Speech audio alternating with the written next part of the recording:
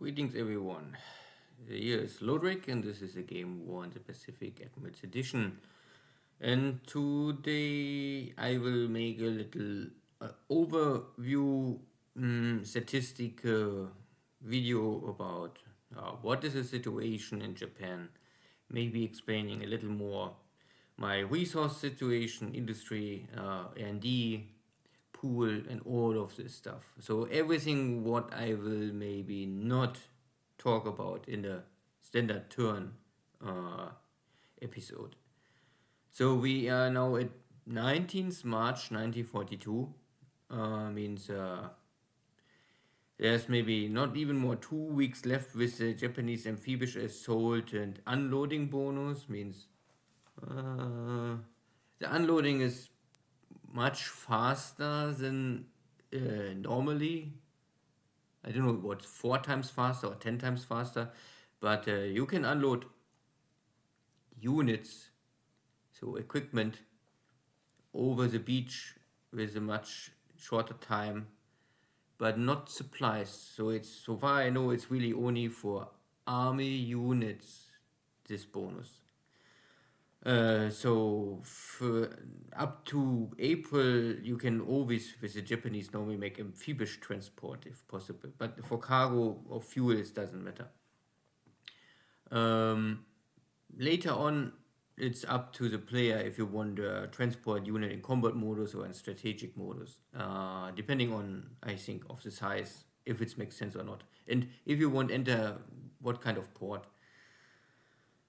So maybe first we had already an overview. I mean, last turn the situation is acceptable, good, I would say, for me. Nothing, no easy walking, no super critical hard defense. Everything is possible, but nothing is clear so far. Um, the base points. I mean, I control everything what I must control to have a chance. There's the exception of Burma is missing. Uh, but I don't took Burma, but I have Fiji and Brisbane. Not Brisbane, Darwin. Of course, this is not a good trade-off. Um, so it is barely enough. I still have to take more before I really can go for full defense modus and let the allies come.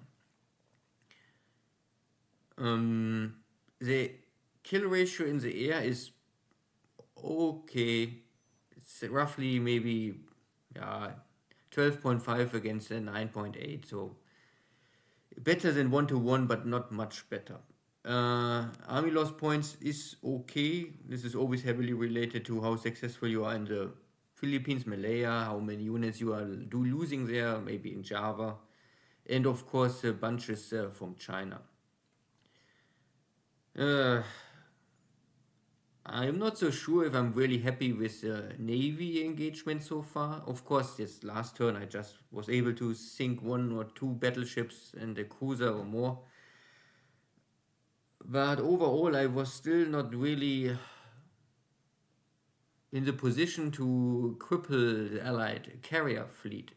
So Hermes is maybe out of action and Enterprise sunk, but I also lost a light carrier and a fleet carrier. So we kill each as 1-to-1. This is maybe okay for 42, but this will hurt me in the long run.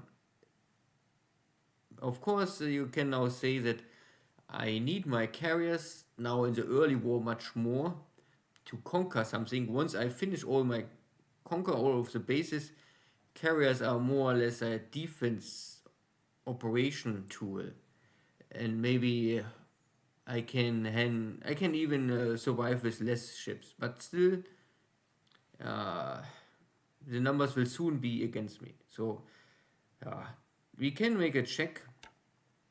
The total kill, we can we separate this. So, and these are my true numbers. My numbers are always true, and with the allies, what you can see here is always, I think, plus minus 5 or 10% up or down. But these numbers are true. at the end. So I lost a bunch of zeros, I lost a bunch of torpedo bombers, and I lost a bunch of dive bombers. So all Navy guys and Nell bombers. So you can see 1, 2, 3, 4. The first four are all Navy pilots or Navy airplanes plus Navy pilots. Airframes, of course, I can produce unlimited, more or less, but the pilots are always the resource limitation for me. And then it's the Betty is also coming already. So I have to. And my bombers here, my army bombers, they are mainly all ops losses in China. Uh, Jochen was not really able to kill many of them. Air to air, I lost some of my Sonias and Idas, but this is small numbers. And these are already transport airplanes. So, okay. To losing zeros is typical. To losing torpedo bombers and dive bombers is also typical. The question is if this is a high losses, hard to say. Flag losses are normally more or less what will happen because Allied flag is simply too strong or very strong compared to the Japanese. But losing 23 zeros on the ground is of course not so nice, but again, these are all airframes and not pilots. So for the Allies, what you can say, it's not real big change. So Buffaloes, Dutch twin bombers, the Dutch Buffaloes, P-40s. What I can say is I kill many of the, or nearly all of the buffaloes, maybe the Allied stars, the British buffaloes, the Dutch buffaloes, all of this stuff. What is missing is normally a bunch of P-40 airframes, P-40B and P-40E. I killed two less of this. I could, I had to kill more of them to have a stronger impact on the American fighter force. Naja, but the the positive outcome out of this is the higher losses of Catalinas. 67 Catalinas already lost for Jochen. Plus, I think there are more Catalinas somewhere down here. Navy Catalinas, land-based Catalinas, Catalinas from the Dutch, from the Navy, from the Army. I don't know how we really separate them all. So the losses of Catalinas are for Jochen compared to, I think, other games are high. And I also was able to kill 44 Wildcats already. Okay. And the second positive outcome is the high losses for 4 engine bombers Jochen suffered so far. We have here 33 B-17s already. And if I remember here, more B-17Es, 26. And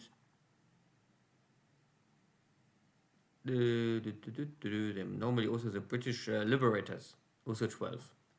So some aspect was okay. I killed a lot of Catalinas, or Jochen lost a lot of Catalinas. Jochen lost a lot of his 4 engine bombers, but he not lost many of his fighter force. And yeah, this is the only thing I can really say about the situation. It is okay, but could be better for sure. But it could always be better. So I can go down here. If anyone wants to see some special airplane, but I cannot tell you much about them. Many are very special and you never really see them in action so much.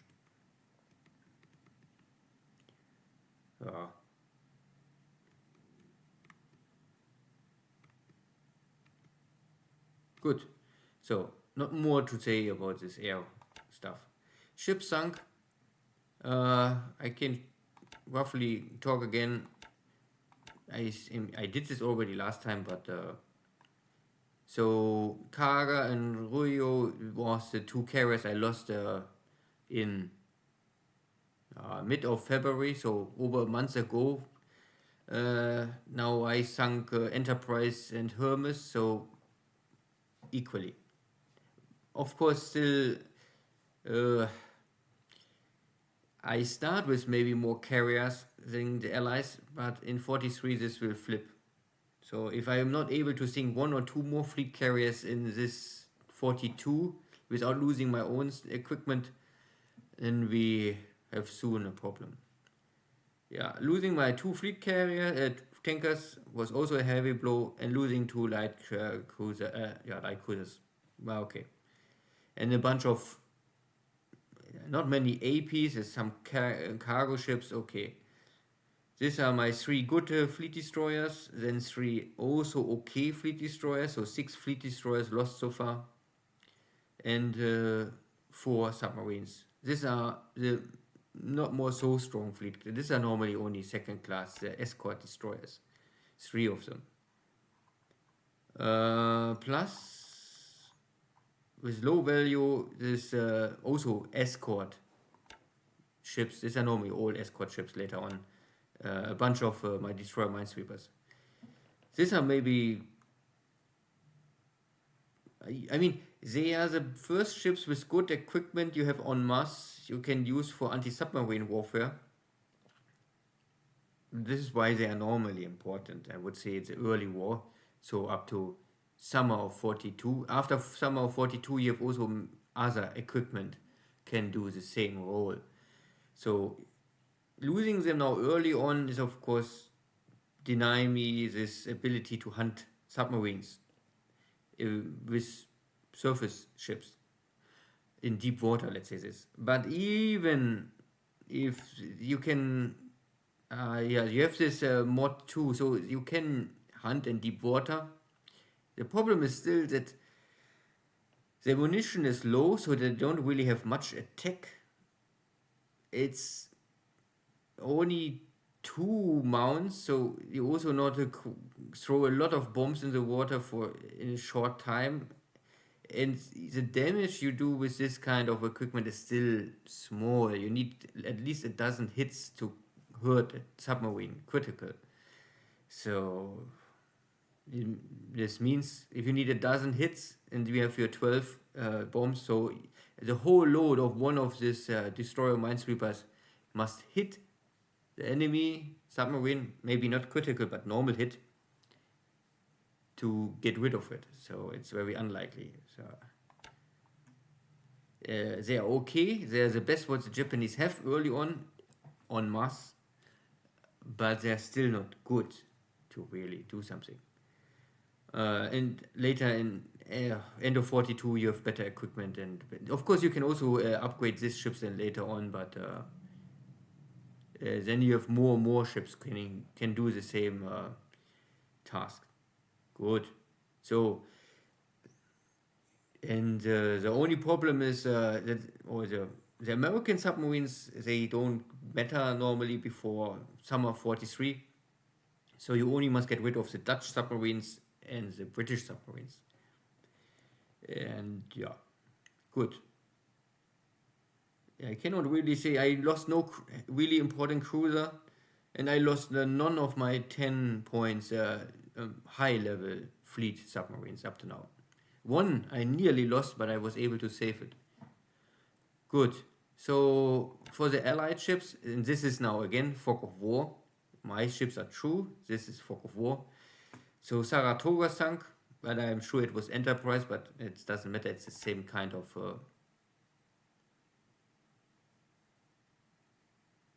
I said it was Enterprise, or not Lexington class. I'm really not more sure, but they're so similar that I see. For me, these four fleet carriers, they're all 90 air capacity, so I really don't care which one I sunk. It's important only that Jochen lost one fleet carrier, and here is also the Hermes.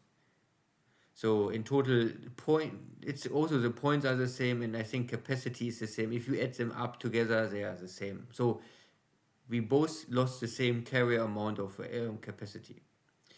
Repulse in Prince of Wales, I sunk for sure, yes. West Virginia, Tennessee, both sunk in in Pearl Harbor on the way out, I am not so sure. The Tennessee was a complete surprise. I don't know. It's still not 3 months old, and also this is the 30th of January 42, and this is March, so I don't know why the ships would be sunk. This is damage from Pearl Harbor, yes, but why so late sunk? This makes no sense. Or Jochen try to move them from Pearl Harbor to West Coast, and something happens. I don't know. Roy Sovereign is for sure also not dead but crippled. Revanche was just destroyed.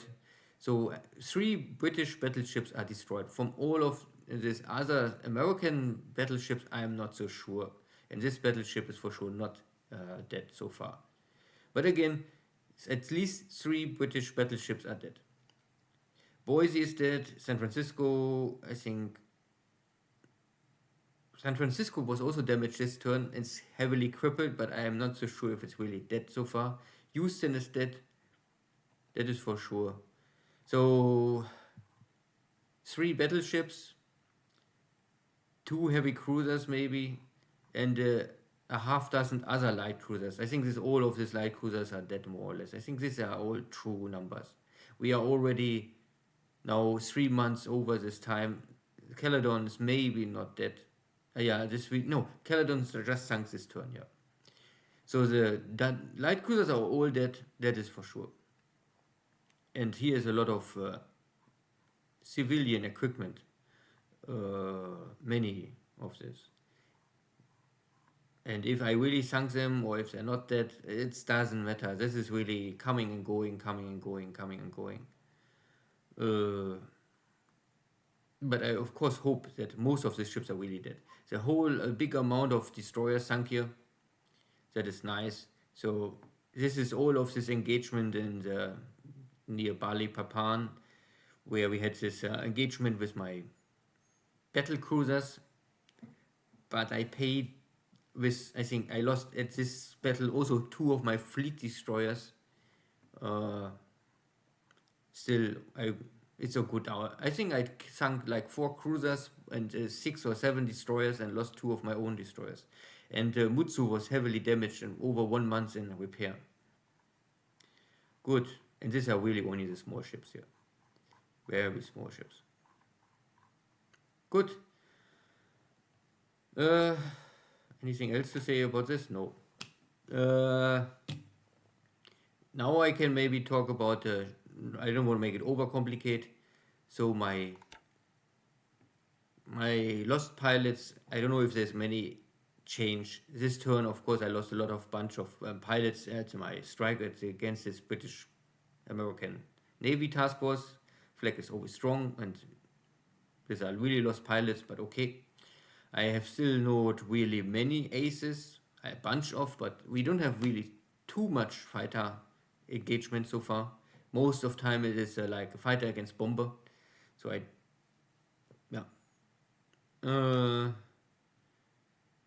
and my pilot pool is empty simply because I have too many Navy pilots lost, and I try to train as many as possible. So there's really everything what is coming in I will immediately bring on the map and train or use. And I have also nothing in my reserve pool. Only for the army I have, yes, that is not an issue, but for Navy everything is on the map and everything is active duty or in active training squadrons. So there's nothing in pool so far. If I need pilots, I will take them out of my training pool or something like this. I try and training pool squadrons. So what is coming for the Japanese? I mean, don't expect here too much. This is Japan and not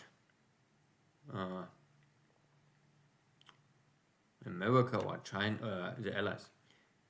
So if I take the merchant fleet stuff out and only say Navy equipment, because only this really matters, getting some cargo ship will not really help me more. But you can activate. This is a bug.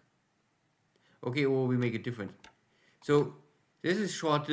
All of my carriers are coming. So I have here a light carrier, and here you is coming with increased speed that I get them in the next maybe 3 4 months, and then it's over. These are the last two carriers I can get. This is a light carrier, okay, also with torpedoes, so I can put torpedo bombers on it. And this is the second Unio class carrier. They together must replace the capacity I lost against or lost with Kaga. They don't have the high speed, uh, and they also don't have high numbers on torpedoes. But it's the best I can use. So this is what I get, and then it's really over. Then you can see it's 44. So there's 2 years, no other production running. Of course, after these two carriers are done, I will increase the speed of the next carriers here. Maybe this 3. Taiyo is simply too expensive to really push for it. Taiyo is of course the best fleet carrier the Japanese could have. It's toe on toe with maybe the American carriers.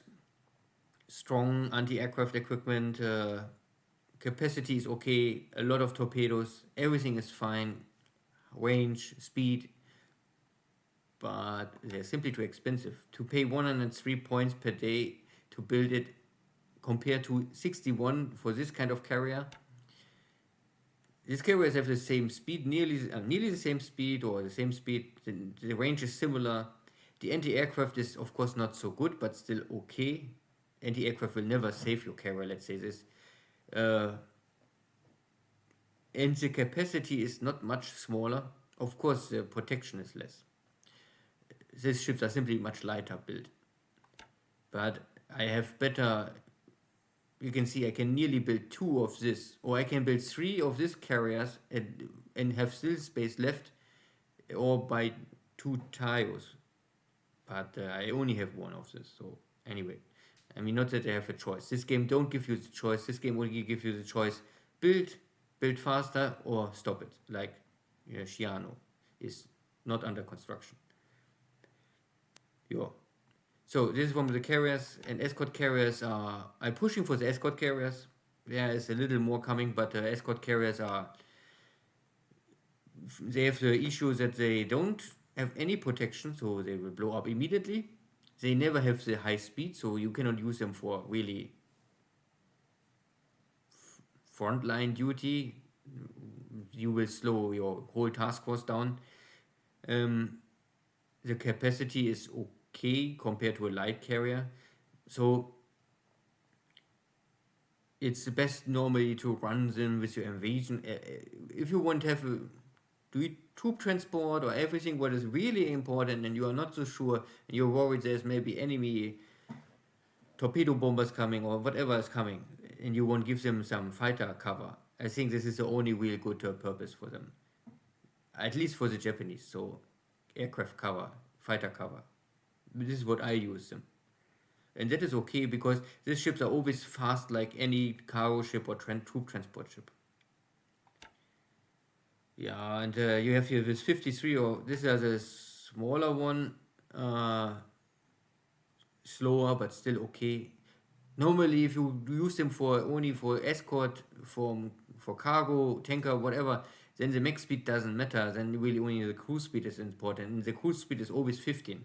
This means you can always run with maximum cruise speed. So if you have now the 50, this is still the same cruise speed. And this is a more cheaper one. Still the same cruise speed. It's okay.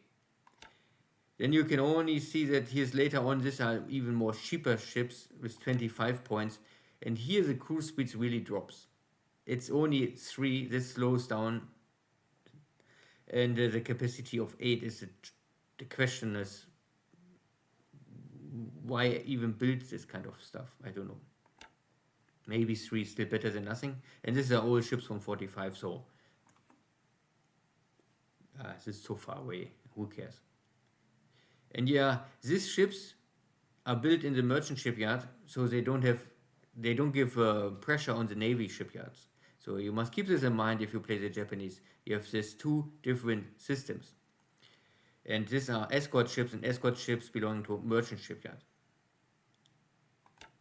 But for the Americans, I think it's also normally most of the American escort carriers are also rebuilt or rebuilt cargo ships. So it makes sense why they are merchant shipyard. Battleships, two battleships are coming. One is under construction, the other one is halted. So if the date is similar, then I will finish both of them. This will give pressure to my Navy shipyard because then I must get 233 points somewhere out of my construction, and then I can finish them both in end of 42. Simply because I think, I don't know if I can see it here, no.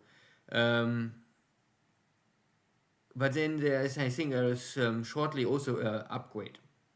And this row construction of this, or this first original construction of early 42, it is a purely surface engagement ship. You can see there's a lot of firepower, a lot of this 15.5 inch centimeter guns. They all have, they're nice, but the anti-aircraft fire is compared for a battleship weak. Especially these heavy machine guns, they have no meaning at all. And I have no radar here, so I don't even really want to use this kind of ships somewhere in summer of 42 with this little anti-aircraft power. So the first upgrade will normally improve this, and then it's getting better. Cruisers, the Japanese only get light cruisers built, and I let them all build normal. No need to rush here anything. They will not really change anything. They're okay, better than what the old light cruisers are, but also no game-changing stuff. So fleet destroyers. This is what I always do with the Japanese, and I think everyone will do this. Or I think it makes sense. You never have enough fleet destroyers. Like me, you're losing sooner or later. Always fleet destroyers. You must push them as soon as possible. So every ship is under construction. You can see if it's golden or yellow, it is under construction normally. And then I push it. And they are not so expensive, especially if you compare them with submarines. Submarines I would never push. You simply get more submarines than you maybe can use. And they are simply too expensive. I really don't understand why a submarine is so expensive. No, 3 times the money than a destroyer. This makes no sense. But this is the game rules. A destroyer is of course more expensive than a submarine, I would say. That is a little strange. Especially these are not cheap built destroyers. These are high level first class destroyers. 2,500 tons. It's crazy. And even these are 3,500 tons. These are light cruisers, you can nearly say. Why they are so cheap? I mean, of course, I am thank you that these destroyers are so cheap, or that the submarines are simply too expensive. And I push every fleet destroyer. You can see the numbers. It's most easy to see if it's a fleet destroyer or not. You're on the price. And first in April of 44, the first Japanese second-class destroyer is coming. And these are destroyers more or less the cheap destroyers. Let's say this. You can build them cheaper, half price, you build them faster, and they have, of course, less capability. You maybe call them, these are not more frontline destroyers. They are firstly slower, but they are for escort duty, you can say. Or second class frontline ships, maybe, I don't know. Maybe use them with battleships. This is maybe also okay, because battleships are not so fast. So maybe this ship with battleships are together is also fine. Give the battleships for anti-submarine and some escort ships, and the battleships have the power to really fight every surface ship. if there's an enemy airstrike incoming, it doesn't matter what kind of destroyer you have to protect your battleships, it will always end bad. Good.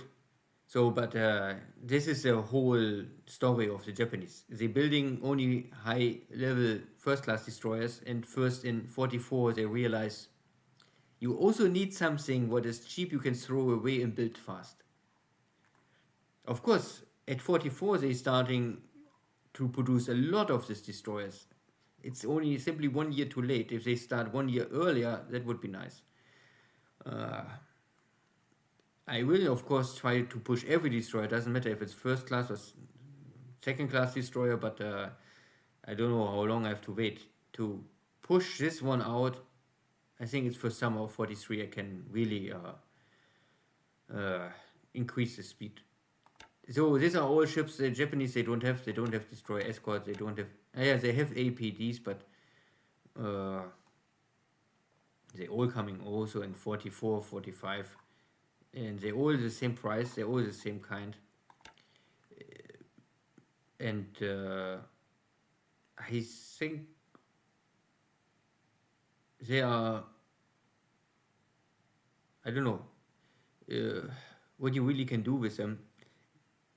Of course, they are fast transport ships, but I don't know if I really want to use this so much. So this ship have not the firepower for anti-submarine warfare. They don't have the firepower for surface engagement, and they lacking torpedoes. And their anti-aircraft equipment is also not working. This is, I think, a little less for anti-aircraft. So I don't know what I really want to do with this kind of ships. Up to now I have no idea, but luckily this is a question of 44. So this is civilian stuff. You can see a little AP. I get a lot of AKs, but I simply take them. So far, Jochen never really hurt my AK cargo shipping, so it doesn't matter. AOs are not many coming, and a bunch of tankers are coming. I pushed for some of them, but only because I had some shipyard capacity over. So I produce 807 points with my merchant shipyard, so I consume now 802, so 5 are surplus and going to the pool. And here is also, I have 1,340 points for navy shipyard, I consuming 1,384, so minus 44. So if I come here do 100 points down, then I will maybe switching something again. This is once per week I maybe check this pool and see if I must fine tune something. Submarines, I talked already, they are coming. I will not push for them, and I said this already before, but I see no purpose for SST boats. Yeah, they are cargo submarines, and I simply really don't want this. It's for me maybe because I'm an engineer and I like efficiency, but if I transport cargo with a submarine, something is totally wrong, and I failed somewhere. Auxiliary ships, not more much has coming. Yeah, 2 ships and the rest is only super mini. And this is a bunch of mine layers, mine sweepers, coastal or ocean going, but really small stuff. And nothing is under construction. These are the PT boats. These are escort ships, truly escort ships. They're even cheaper, but they have not the speed, but they have the range, and they have the anti-submarine equipment. And they have radar, so they warn you. They have a lot of depth chargers. They are strong enough to fight with every submarine at the surface. So this is exactly what the Japanese need. This is the escort ship Japanese need. But I need this in 43, not in 44. But yeah, there's no way. I mean, I get here 2 of this kind of. This is the other class.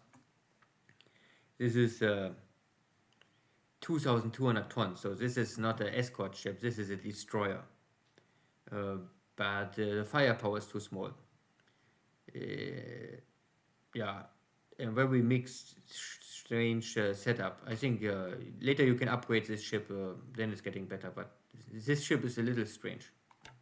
It's something. It's far too expensive and not capable for the price they ask for. So these ships are really the better one. But yeah, so maybe if I push them, I can maybe early 43 get this kind of ships. Yeah, and these ships are from 44. I'm not sure why it separates this. Very strange. Hmm. And LS, this is, I think, not really important. And this LC is, I think, this is more for the allies. Good. So now you saw my shipping coming, going. Ground reinforcements, maybe I have normally to take wake, but I don't know, I don't see the opportunity to take wake now. And this is this coastal battery I can get there for free, but yeah, maybe I must skip it. And the next days is only some engineers are coming, and then I must wait 1 week or 1 month. In 1 month I get two more air HQs and a bunch of this navy guard units. Put them on every island you have and dig in, make a fort level of 4 and wait for the allies coming. Not much more I can do with them. And some other bunch of equipment. But you can see there's nothing really heavy hitting coming more. I think it's really a lot of support stuff, this infantry squad stuff. They're all for defense, but not really for fighting more. Good. Ground units destroyed, nothing. Maybe I can talk about shortly about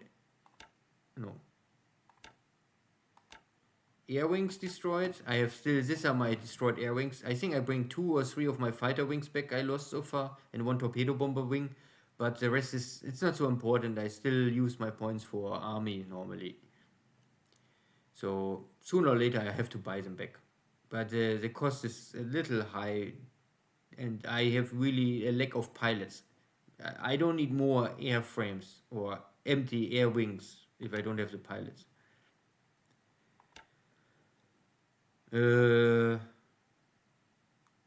Yeah. Okay. About this, oops. Now we can make a short look on the industry. No, not this. The industry. Here down you can see my numbers of my industry, and you can see that my output, or let's say this is a heavy industry, and there's still 54 points disabled are under construction. So this is what is missing. You can dividend against or by 2, and then you have the numbers of heavy industry are still disabled. But more or less this means 99% of my heavy industry is working, and they creating roughly 16,000 supplies, plus my light industry producing 10,000, so these are 26,000, and the refinery is producing nearly, if you add these small numbers together, then 3,000. So I am now at roughly 29,000 supplies production per day. If I conquer a little more, I can maybe get to 30,000, and that is fine. You start, I think Japan start with roughly, I think 25,000 supplies per day production, so I increase from 25 to 30,000. That is okay. Much more, I don't know if it really makes sense to push for more. The problem is that you also need resources and the fuel for it later on. You can see there's nearly 400 light industry disabled, and this is 1-to-1, so one disabled production is one light industry, but this makes no sense to repair, so that is simply lost. Manpower I also will not repair. Refineries I still have to repair a lot. This will create also some more supplies. So, and the oil I must repair. Important is that I'm now producing 23,640 ton of crude oil, and I require 28,680 tons of crude oil. So I have I'm missing here 5,000 tons crude oil per day. But I have also in pool 2.885 million. So there is time. And if I build all this 3,600 up, and if I even build up this all the refineries, then I have still a surplus. So I have enough crude oil, and I have normally also enough refineries to feed my industry, because I'm producing 25,000 fuel per day, but my heavy industry requests 16,000. So I producing nearly 10,000 fuel overproduction now, roughly, very roughly. You can also see that my industry requesting roughly, I think 3.2 million 320,000 resources per day. And I have a production from roughly 310,000. So I have two less resource income for my industry to feed all my industry. And this is the point. You cannot repair resources, or it's very costly to what you get out of it. So you must conquer it normally in China or India or wherever. And so if you increase too much as heavy industry, this will request more and more resources. But if you never get these resources, then you have an issue. So you cannot completely build too much heavy industry and ignore resources. And it's also related, of course, to the fuel. More heavy industry, ask more for more fuel. If you ask more fuel for your industry, then you have less fuel for your navy. Good. Manpower is no issue. Heavy industry points are no issue. So that is all no issue. Armament, so this is infantry equipment, is also no issue. I have so far still building up pools. I never built here anything additional. I built additional vehicle industry, but not much. But you can see I producing non-stop my vehicles, but I really bounce between 500 maximum 1,000. There's always something updating, or I losing tanks, Japanese tanks dying much or often. Good. So much for the industry. Then I can maybe I can show where's the stuff I have to repair. So there's still Changsha I just conquer. This maybe I will build up. Heavy industry I maybe always repair, but I don't build anything additionally. So the rest is all fine. This is 27 I just conquer. So everything else is okay. Refineries is the biggest obstacle to overcome is still Miri, but it starts with 150 disabled or damaged refineries. So this is not by conquering destroyed. This is simply only not finished built. Palmbang F20, Balikpapan have still a little.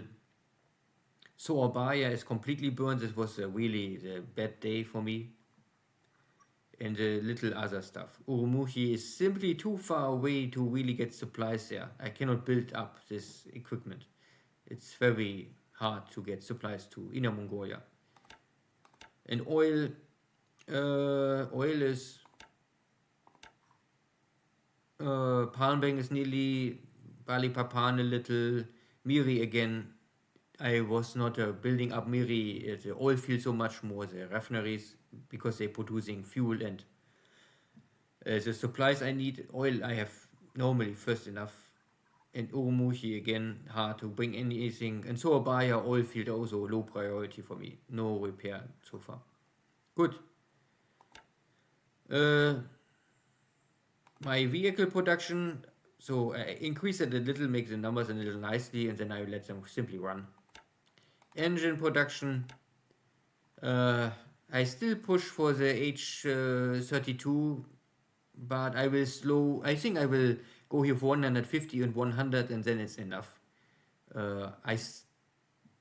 I don't need make overproduction of the H-32, and I still have no airplane so far requesting the 500, so I have more time to finish this 500 pool bonus. What I will push more is the H-33. This I will always keep the production up. I still far away from 500, and I have already some A&D tools requesting the engines, but I still cannot deliver them. So maybe in hindsight I would maybe switch for one H-32 factory building only engines and 333 could be working. Uh, or you go for two H-34 and 333. But normally, I think the 33 is really the engines you have a trouble to get to 500 early enough. You cannot catch the demand of 500 pool engines before the ND tools are ready for duty. Because the zeros they're getting so fast done normally. But I can show this soon. So the H-34 is now at 100, 100, 100, and I make 300. This is enough. It's first enough, let's say this. So I can produce roughly 10 engines per day. And the H-35 is slowly coming up, but normally, I mean, I need this for the production now underway, Zeros, Oscars, torpedo bombers, all of this stuff, but not for A&D, not now. So I have still more time. You must always keep in mind, you need only the bonus if you have an A&D tool asking for this. If there's no A&D tool asking for this engines, then it doesn't matter if you have one engine in pool or 1000. It doesn't matter. You must only have enough engines in pool to fulfill the requirement of your ongoing production of airframes. Good. So, and I go now to A&D. So I have here, this is a A6M8, and this is based on the H-33. So this A&D tool already producing A&D points, and it will give me 1% per day per factory. And if I had the H-33 engine pool at 500 or above, I get here 2% per day. But I don't have. And this is what I mean. Normally, this H-32 will, even if I have this 500 now, it will give me no benefit. And yeah, so maybe in the next game I could maybe say, okay, there is no need to rush for the H-32. Sooner or later I need it, but not now. But I need to rush the 33. I also need to rush the 34. These are the two engines you need to rush. But 35 and 32, not so much. So I have really only two airframes now under A&D. And this is a 0 A6M8 with the H-33 engine, but I cannot give here the bonus. And the only other airplane is so far ready because it need be at 30 to and 0. The only other airframe is so far ready for A&D is the Helen. And the Helen needs the H-34. So for these factories, I have here 1, 2, 3. They all give me 2% per day. So I get 6% for this airframe per day a bonus. Once the percentage hits the 100, it will go back to 0. And the numbers here will reduce by 1 month earlier. Now I'm at August 43. If this is at 100, it will change to July 43. And then again and again and again. There's one more factory coming soon or later online, so I have then at the end 4 Helen bomber factories running with bonus for ND. But keep in mind, if you have one factory running with ND and have the engines over 500, you don't get this additional percentage for free. The second percentage you pay with the engine. So this factory will consume every day one H34 engine for this second percentage. So to get 2 R&D percentage per turn, I have to pay 1 engine per day. So I need 3 engines for this R&D stuff so far. And if this factory go online, I need 4 engines. So this is the reason why you need a little more engines later on. Not only to get the 500, also to keep later on. Because these are 4 factories consuming each 1 engine per day. But here's also the Tojo factories. 1, 2, 3, 4, 5, 6. So in total there are 10.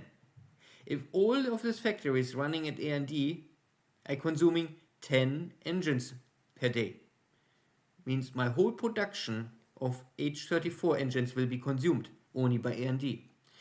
And once the Helen is ready for production, of course then it's depending how many you produce, but if all of these 4 factories switching to production, each factory will produce 1 bomber per day. But 1 bomber consumes now 2 engines. Then I would have a demand of 14 engines per day. Then I have not even more enough production ready. Then my pool will slowly drop out. Of course, once this is the last, this is the highest level of Helen. And the Tojo also have only this kind, and then there's end production, I think, what is this? The Tojo 2C. Yeah. Then this Tojo is also done. And if you have these 2 airframes, the whole H34 engine is, I think, outdated. There is nothing more coming. You really only need this engine, so far I understand it, for Tojo and for Helen. And this is also why there's a possibility. You simply say, forget H34. I don't produce Tojos, I produce only Oscars early on. And I try to go to other airframes, but I don't produce Tojos, and I also don't want Helen bombers. Then you must choose something else, but you can skip this complete engine type and have this then ready for others. It's a possibility. Good. So far for ND, so I go now again slowly down. I have here 3 zeros already. Number 4 is coming slowly. Here are 2 more. So I hope I have here soon 6 zero fighter factories running. This 2 maybe needs a little longer. But then later I have 8 factories. And then I get 8%. And if I have the 500 pool points, I can get 16% per day. Then I can really try to push this airframe out. I need this airframe somewhere in end of summer of 42, or at least in autumn of 42. In 43 latest I need this airframe ready for combat duty. And yes, it will be not much better, but it's at least improvement. And yeah, you can of course try to get something else before. Here's all the zeros. The question is only which really airframe is really capable to do much better. Maybe the A6M5. The problem is if you push for this airframe, then you don't push for the other airframe. And they are all really not much better. I think the biggest improvement is from the original M2 to the M3, M8. That is a big step forward. The problem is really only the time consuming R&D. Yeah, good. Anything else here? Not really. Everything is slowly moving up.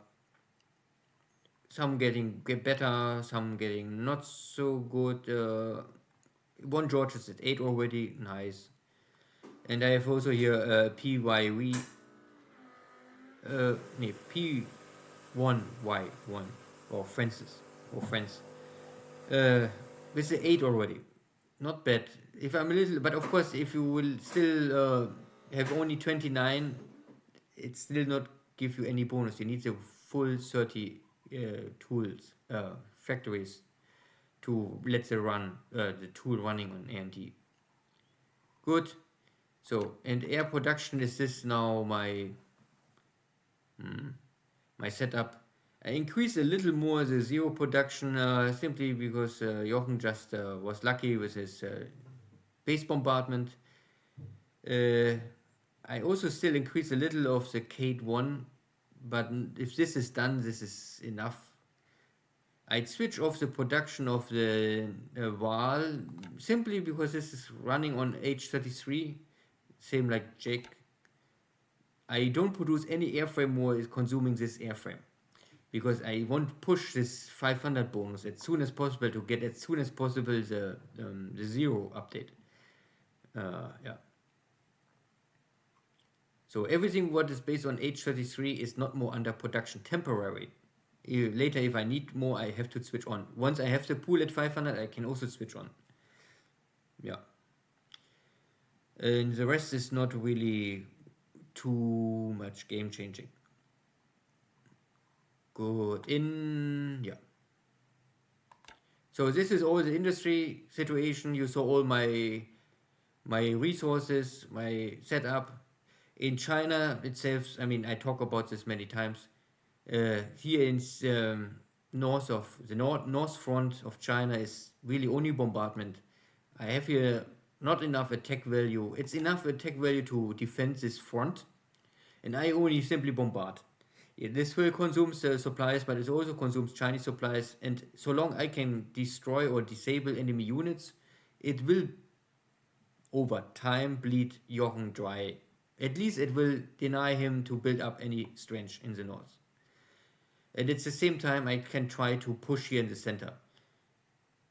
Because in the long run, it is of course more important to take these center cities and maybe in best case enter in Kunming and stop all of this China road stuff. Yeah. And I can use my air force here completely free, so why not? I bomb everything, I try to slow them down. Jochen is moving here with his forces away and I try to catch up. He's also moving away in this western direction, so I catch also up. These forces I must ignore first. I have here some blocker force, no, only to make sure, but I have here the highway open and here is the highway open, so even if Jochen blocks this road, it doesn't matter. The supplies are coming from the east. So I'm well supplied. I can run at max speed and with max aircraft support. To only explain here maybe Mukden, I really have only the garrison request where it is needed, or more or less nearly. There's only 2 disabled guys, but if they are not disabled, then they are normally fine. So everywhere where there's a garrison request, I have 1 unit and finish this garrison request. Everything what is a garrison is always a non-division unit, so this is not a division. So, and everything else is in Mukden. So I have here a lot of attack value. This is also my only training center. I'm building up the airfield to 8 slowly. And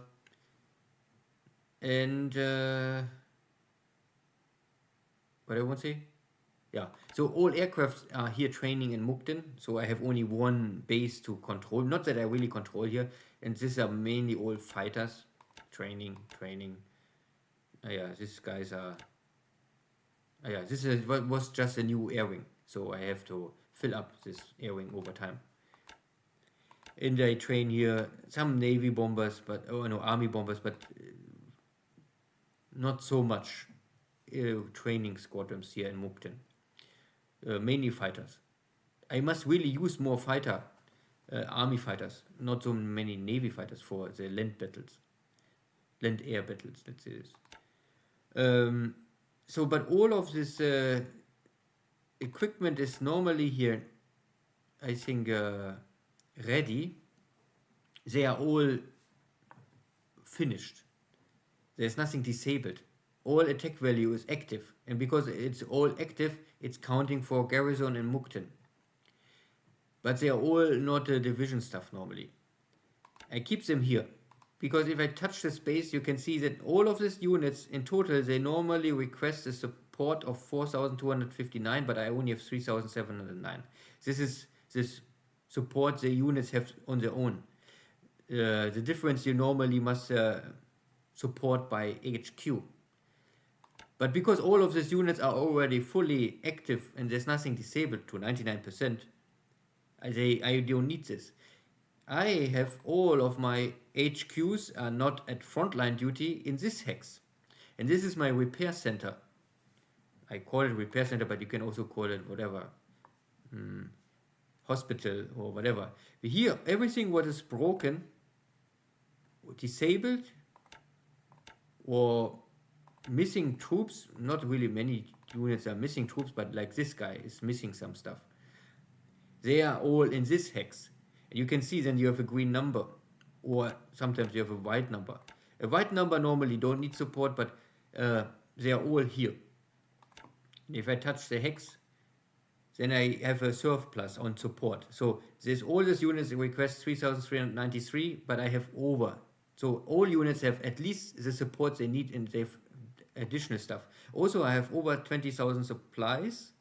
So far I understand you also need this kind of, or you need at least enough supplies, never a lack of supplies, to have the maximum reactivation or healing ability to get your unit as fast as possible back to active. Because these units, if they are disabled, they don't counting for assault strength, so no AV, and then you cannot take them out of Manchukuo.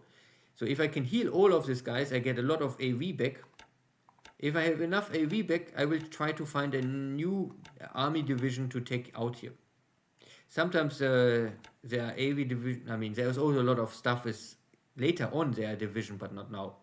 So if you want to spend a lot of time in this game with the Japanese, you can always try to micromanage this kind of stuff. Only use full divisions to fight at the front line. Try to find equipment, send it back to Manchukuo, what is not a full division or what is disabled. Then you can bring out new divisions out of Manchukuo fight for you. If a division is heavily battled in the frontline duty, I will also bring it back to Manchukuo. I don't know if I have here any division now. Ah yeah, the 11th division is here. The 11th division gets heavily, I don't know where, maybe Changsha, mowed down. So I have normally 108 infantry squads. I have only 46 ready, 22 disabled, so there are still nearly 40 missing to come back here. So it is also a question of organization. If you have only 1 or 2 bases to organize and to check every turn, or not every turn, but at least once per week, it's less clicking. You can save time and make more turns. And especially if you play with Kilroy and he gives you 2 or 3 turns per day, then you must have efficiency. Yeah. And I also choose this base simply because this is official Manchukuo and he's a border. And it's counting immediately for garrison, but it's also the shortest way to go back to the front line. And this is also why you need this rail. You rail down your units, then you can move here up north, or you rail it down here, then you move to Changsha. If you won't go to Hong Kong or somewhere else, then it's getting, of course, more complicated. But normally you can always rail down and then you have highway. So long you walk on highway, it's also normally speedy. Good. This is everything I have to talk about Manchukuo. And this is the way I organize it. Good. Not really more to say. Yeah. I think I also I use my army bombers, of course, now to slow down Jochen's attempt to run away, simply because I must catch up. And if I can catch up and fight with him, then I always can catch maybe 1 or 2 Chinese units. It will not decide the battle here, but I can create here more damage. I have later to fight less. So what else I can tell you? I talked about already my aircraft carriers, I will run here away. There's no need to stay here longer. Uh, it's simply too risky. So Palmbang was all fine. I start repair now. I need 10,000 supplies here to uh, to start the repair. So I maybe will I move some supplies from Singapore, but Singapore is also a little yeah. I am really start lacking supplies. I must really think about twice where I send my supplies. And Singapore always need at least 20,000 supplies. Fuel is not the issue. I have plenty of fuel here in Singapore, 100,000 tons. I have also Miri, okay, Miri I just empty, but I took Palmbang, and Palmbang have 70,000 already, and they're producing every day plenty of fuel. And also Balikpapan and Tarakan are both operational and producing fuel. So fuel is really not my issue. My issue is supplies. This is why I push this heavy industry at the beginning of the game. This of course cost me first a lot of supplies to repair it. But once this is all repaired, I get more supplies per day back in return. Yeah. So these are the last American forces I might get rid, and then it's Cebu, and then we have no. Then this chapter is completely closed. So end of the month, the Philippines are really done, completely done, and Borneo is already done. These are only jungle fighters. Yeah. What I need to create is then more, I think, port, scouting, air wings. Up to now, I don't set it up completely, sometimes only temporary, to make sure that Tarakan and Balikpapan, these are both ports, they need more protection because there's deep water. Surabaya and Balikpapan and also Singapore, it's very risky for any allied sub to come in this shallow water. Good, so this is normally everything I have to say. Rabaul is coming up. I try to get here the airfield of 8 and then I will go to port of 7, but yeah. I still have this very strange air wing. In the Kilroy game it was no problem to upgrade this air wing. I don't know, but in this game I cannot upgrade this airframe to a Zero fighter. I don't know why. It's always denying me the upgrade path. Very strange. I maybe have to bring this air wing to other base. Maybe this is base related, but make no sense. So I will stay. I wait that I get the airfield of 8, and also this. Yeah, I don't know. This is the only option. I wait. I get the airfield of 8. If this is not working, then I bring this air wing to other base and simply see if it's a base issue. Would be strange, but yeah, it is like it is. Very special. Because I remember that I bring this at the Kilroy game, I bring this air wing originally to Truk, and in Truk I was able to change it to 0, and then from Truk I bring it to Rabaul.